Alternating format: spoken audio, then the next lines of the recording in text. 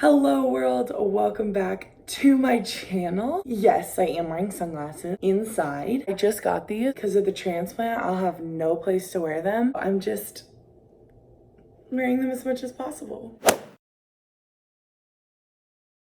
Okay, for serious, so this video is going to be the Q&A video that is so highly anticipated. Just kidding. I asked you guys to ask me questions on Instagram and Facebook last week or maybe the week before, and I'm finally filming the video, and it's late at night, and that's why the lighting is different than usual, but hopefully you don't mind.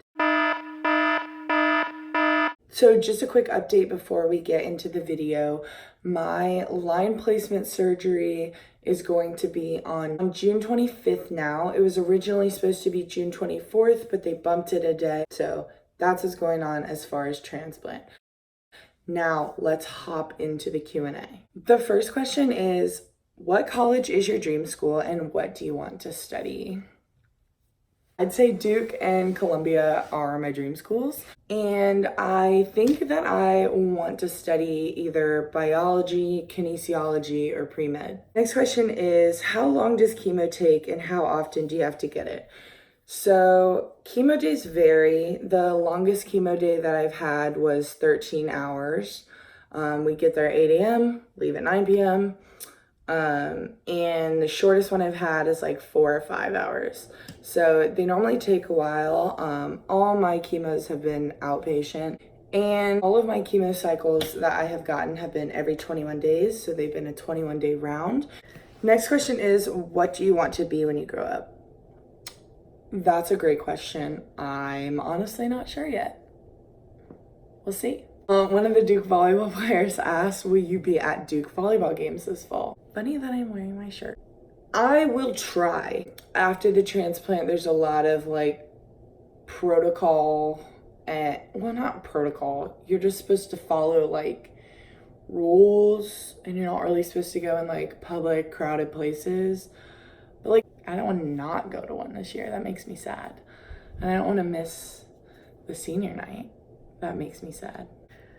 Someone asked, how do you stay so positive? I actually got a couple people ask me this. And genuinely, when people ask me that like in person, my answer is like, I don't have a choice. I either be positive and face this crap head on, or I sit around and dwell on how awful it is and, oh, poor me. Like, no, that's not fun. As you can tell, I'm a pretty goofy person. My family and I are just always joking around, and genuinely, like, that helps get through everything. I know that I'm not positive all the time. We all have our days where we're pissed and sad and angry at the world for whatever it's handed us.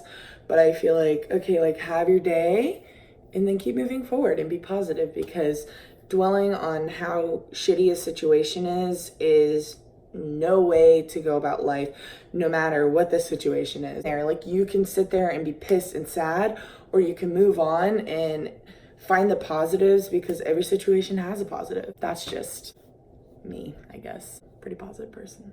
You can't tell. The next question is, what grade are you in? So I'm technically a rising senior. Next question is, what are things you like to do when you're not at the hospital? That's a great question. I love to spend time with my friends. I love to sleep in my own bed. I like to run errands. Next question. If you could live anywhere, where would you live? Definitely Hawaii, because there's like the beach and you're still a US citizen and you can have a job. Yeah. Next question is, what made you want to start a YouTube channel?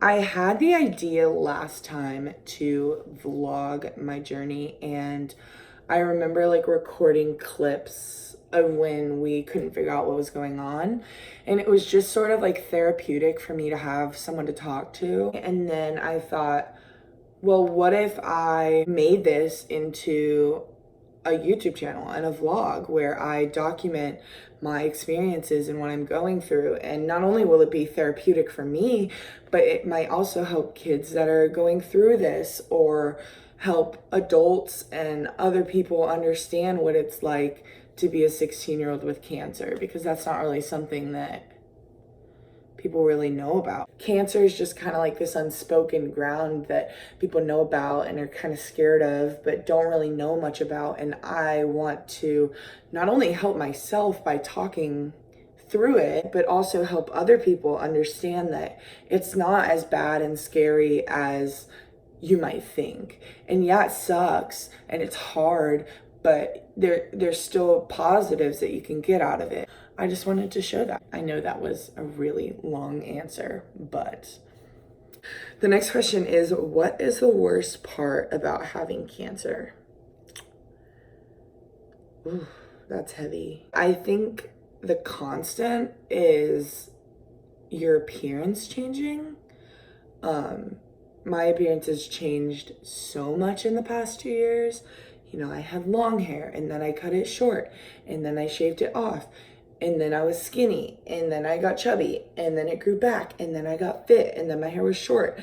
Then I got sick again, and now I've lost muscle tone, and I've had to shave my head again. And the constant changing of what you look like is really hard to cope with. And I think on top of everything else that's hard to understand and hard to cope with, like, you should be able to recognize yourself when you look in the mirror, and often you can't, and it's frustrating and you have to get used to it and it sucks. But I think that's definitely one of the hardest parts. Next question. If you could travel anywhere in the world, where would you go and what 3 things would you bring? So I have a make-wish and it is to go to Hawaii. Yes, I'm a wish kid. It's the one place in the world that I want to go is Hawaii. And the 3 things that I would bring would be my mom, my dad, who are gonna come with, and my dogs, who aren't coming with, but that would be really cool because I like dogs and I especially like my dogs. Next question. I don't know how to phrase this, but what are you going to do about school next year? That's a great question. So I am taking the year off from school. I plan on taking maybe 1 or 2 online classes just to have something to do and maybe get the credits out the way. And then we will reassess and figure out where I want to finish my high school credits in the fall of 2020. So I am no longer class of 2020. I'm kind of 2020, 2021, 2020, 2021. 2020, 2021. Next question. Oh, I like this one. How long did it take you to become comfortable with your birthmark? So I'm sure you all have noticed I have this beautiful birthmark. This is a scopolamine patch for nausea. Don't worry, I don't just have a perfect circle cut out of it. It took me, 15 years until I had to shave my head and be back at school with no hair. It was something that I didn't think about, and I remember like with my long hair, I thought about it all the time and I would always try to like cover it up so people couldn't see. And honestly, I think now that was silly. Like, it doesn't affect other people. It honestly doesn't even affect me. It's just on my body. You know, I'm still me. And I think people who think it's gross or silly or weird because it's different are just insecure themselves. And I think that even with birthmarks, you can be beautiful and you are still you. And it's not what's on the outside or on your skin or on your ear or wherever your birthmark is that matters. Like, it's the person that you are and how you treat other people that matters. And if people disagree with that, then I'm sorry, but here it is again. Get a nice look. Next is, what do you use to do your eyebrows? That's a fabulous question. Last time I had to learn how to do my eyebrows, like, good. Like, I had been like filling them in, but like just a little bit of color, and I had to figure out how to shape them. So watch YouTube videos first of all to figure out how to shape them. And I use every day the Anastasia Beverly Hills Brow Wiz, and I'm in blonde. This is what it looks like. I like this, but it is quite expensive. So a cheaper version is the L'Oreal Paris Brow Stylist Definer. And these are the two that I like the most out of all of them that I've tried. And then when my eyebrows grew back, they grew uneven, so I would have some long hairs and some short hairs. So instead of cutting the long hairs and delaying the process, I would use this and still use this Anastasia Beverly Hills clear brow gel. And this is just a little spoolie with clear brow gel, and it just helps to hold all of the hairs in place. Next question, what is something that has recently made you really happy? Hanging out with my friends. I have packed so many people and so much friend time into 1 week this week because I go in 3 whole days for my transplant, and you can't really see people, like it's very strict. So seeing all my friends has been amazing. Speaking of friends, the next question is from my friend Ashley, who I think just wanted her name in the video because her question was colleges. Thank you, Ashley, for your contribution to the video. Next question is, what's the hardest part of the recovery process? So I know that most people consider what I'm doing right now the recovery process. I actually consider it when I have to find my new normal. So life after this. So this right now, I don't know what I call it. I probably call it the kick cancer's ass process is what's happening right now. And afterwards is the recovery process, especially mentally. And I think the hardest part for that was getting my brain back ready to be a normal student in school and stuff. It was really difficult for me to readjust to being in school and chemo brain, which I don't know if you know what that is. Probably not. I will give you the exact definition. Perfect. Chemo fog or chemo brain is a common term used by cancer survivors to describe thinking and memory problems that can occur during and after cancer treatment. It is cancer-related cognitive impairment or cognitive dysfunction. And that shit is real. My nurses would talk about it all the time, and I was like, yeah, right. I'm never gonna get that. Like, yeah, no, I got it. And it's extremely difficult to adjust back to reality. That's the hardest part of my recovery process. Next question. After the stem cell transplant, do you have to be quarantined for a while? Yes. Up to a year, in fact. The high dose chemo will knock out all of my vaccinations, so that's awesome, especially with the measles outbreak and everything like that.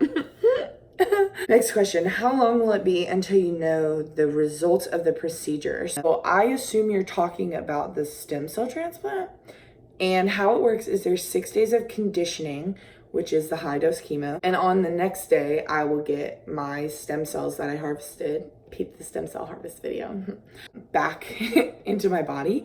And it's a very uneventful process. And it's not really a procedure.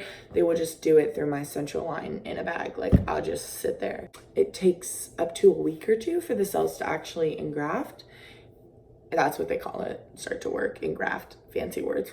I'll record it, don't worry. We'll figure it out together. Next question, what is the first thing you want to do once you're healthy? Go to Bald Head Island. That is like my happy place. Oh my god, I miss it so much. I'm being over dramatic. That was all the questions that we have for you. I just wanted to quickly do a little self promo, I guess. I won the Stuart Scott Courage Award. I was one of 5 finalists, and it was all voters' choice, and I won, which means that you guys voted for me. So thank you to everyone who voted. It really meant a lot. Okay, we gotta be serious. It really meant a lot, just like knowing that I have so many people who support me and who feel that like I'm a good fit for an award like that. Just thank you. I just want to say thank you because I really appreciate it, and I appreciate all of the constant support. Goofy mode. I just want to say thank you for watching.